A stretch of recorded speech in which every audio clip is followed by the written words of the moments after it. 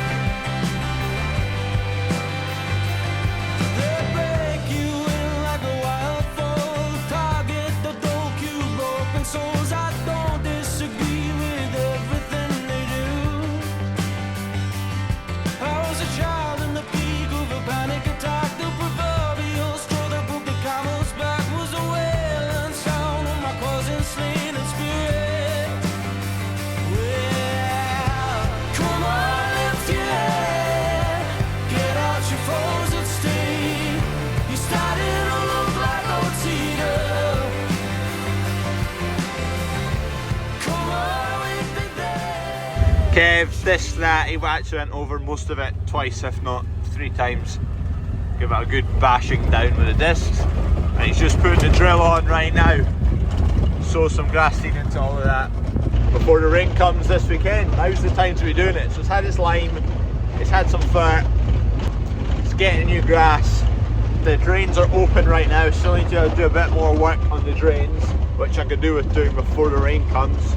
This should completely change this area and get some actual grass coming rather than just waste ground. It's ripped up fairly well actually, and I'm hoping what's left of these bits of reeds are dead or dying, because topped them and then a week or 2 later they got sprayed. That was yesterday. We've been a little bit sharp in getting in to disc it, but don't want to wait until the rain's been, so we just went ahead and disced it, and hopefully they won't regrow. The fact that there's a good chunk of lime on it, the fact that there's urea on it, the fact that it's going to be a bit drier, hopefully the grass will thrive and these reeds will just die away. The area here worked out about 2.5 hectares, so it's a decent chunk and it's worthwhile putting the time into getting good grass down here. These guys should get finished up today. The wall, a few more slabs on this side, bit of pointing in there. Happy days. They do some unbelievably cool stuff. Here's a couple of pictures from the Instagram. So satisfying and so nice to look at. Definitely a dying art, isn't it? Here comes Harvey with some feed. He's then going to go and chuck on the rollers for the grass Kev's currently putting in. I'm going to do them with the big Dalbos, see what it looks like, and then they might need done with the wee flat roller just to hammer it flat. We are back. The Defender out of action for a wee while there, just because there was a fuel problem. Fuel problem sorted. For those of you that know Defenders, the collar that holds the fuel pump down into the tank, I guess it'll be the same on other vehicles too. The collar had popped itself off, so the fuel pump was sitting up and the fuel was sloshing out everywhere. It's running down to Stirling to pick up some cedars to try and get my lay cows further forward in calving next year.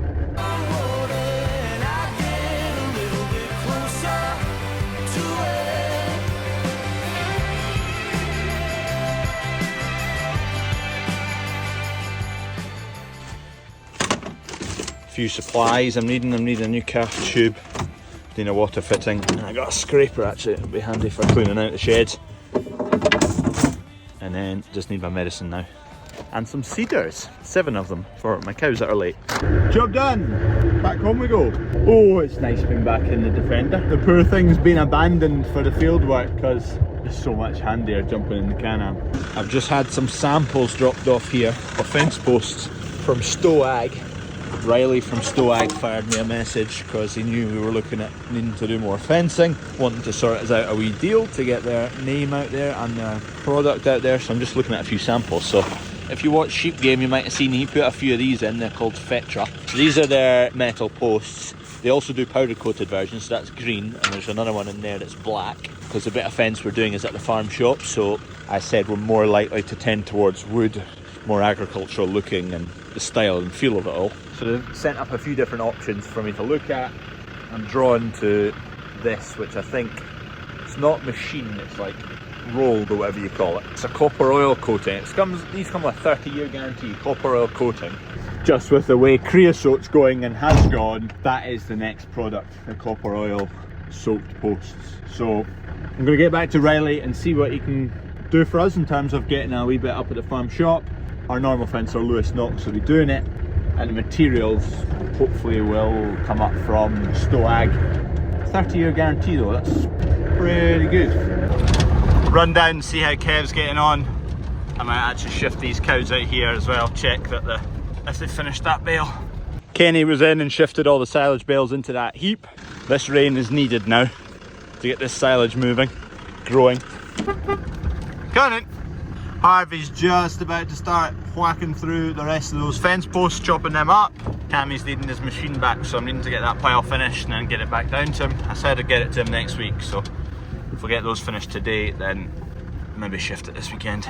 Back down to Ayrshire. Cows are looking spectacular at the moment. She's one of my craziest cows at Cavan Town. She's a bit of a nut. Beautiful. They've chewed all the edges up. They were in there for, shut the gate, get some fat on. Fat's going on tomorrow. What's going on here? There's cows on the wrong side of the wire. How's that happened? The fence all still looks intact, so I don't know if they've managed to sneak through when Kev was going through. Anyway, we'll try and get them back in.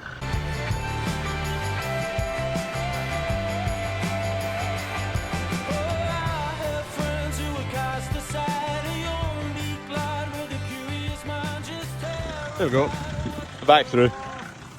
Oh yeah, bandit, I just zapped myself. I think Kev's pretty much done. He's just getting rid of any excess seed. It's maybe actually just this little dry bit you can see still to do. There's a lot of clumps and clods of tufty bits to work through, so it's not the best. But we'll give it a roll, and a bit of rain this weekend, it should be fine.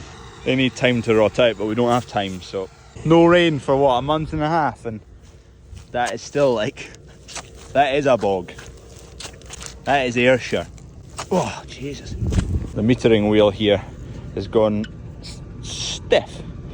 So this shaft runs away up there, through there, behind the back of the drill, or the front of the drill, and drives a chain over there for your meters that sit in there. So Kev's disconnecting it there, so we'll rotate this and see if the stiffness is coming from this end of it or the other side of it. I suspect more likely the other side. Normally that just runs pretty freely. Try that. It's still stiff, so it must be on this. One of these bearings or that gearbox. It's either there, or there. So we're going to disconnect it here, punch one of those rope pins out, and then we'll know. It's not that end, that one's free as anything.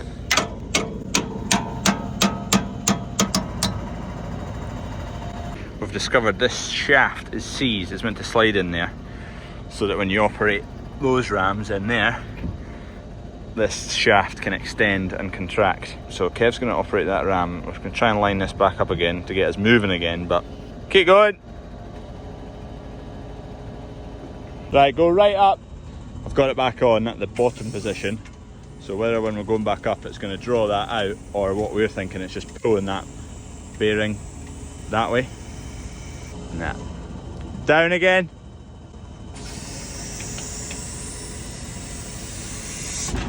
At the working depth of these discs right now, that's when this is at its most tension. It's drawn that way the most. And this bracket's just been pulled that way at the moment. We'll need to get it sorted and get that loosened up, but we're just going to keep going for now. Get this finished, sunflowers. Oh. And Kev's just dropped it right down to where it's not on tension there. And that's a lot better. We've figured out the problem. It's going to batter on. We'll get that drill into the workshop once we're finished. Oh no, Kev is stuck. I was just 10 minutes into ripping out some more of these stumps and got a phone call saying Kev is stuck. forklift's not good enough to pull it out either, actually. So I need to go and get a tractor. Harvey's down here processing some of these posts, so we'll need to take that splitter off, run that tractor down to where Kev is, and hopefully it'll just be a wee pull and get him out. First viewings. Oh, that's quite a hole. It's quite a hole. It is firm in front of where Kev is, so fingers crossed. I hope that tractor's enough. Fingers crossed. It doesn't look good. Yeah, that is well in. I'm not sure we're going to get this out just with the one tractor, but we'll give it a go. Flipping heck.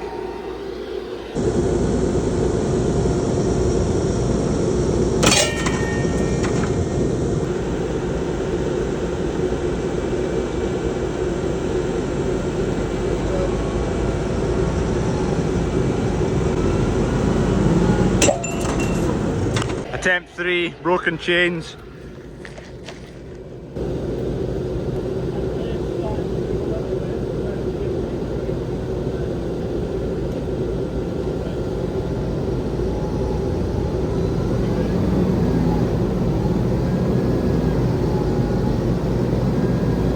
Right, no luck with one tractor.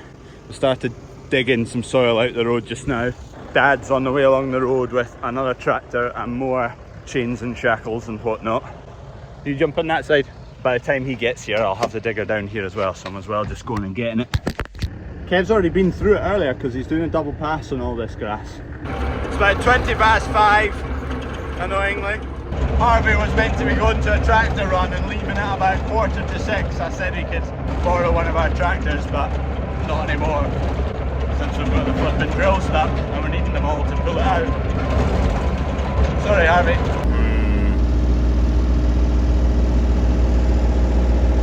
Might just dig a little bit more in there because the power harrow is just dragging against all that soil. There you go, that's Dad arrived now, so I've dug a little bit out, put another tractor on the front, see if that gets it out. Stage 2 after that will probably be when I put the digger on the front of that, maybe. If not, we'll try and get the drill off, get it out.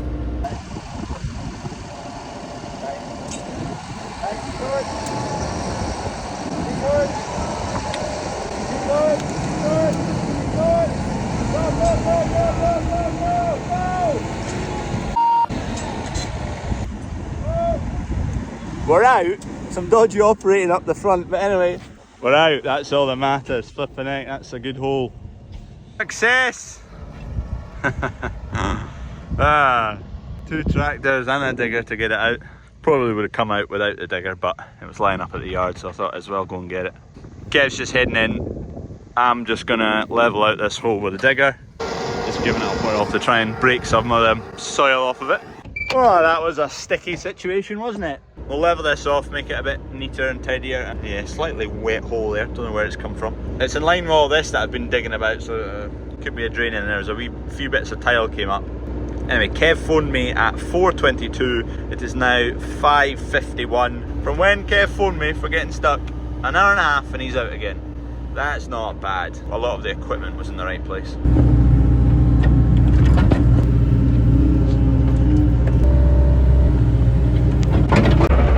Job done.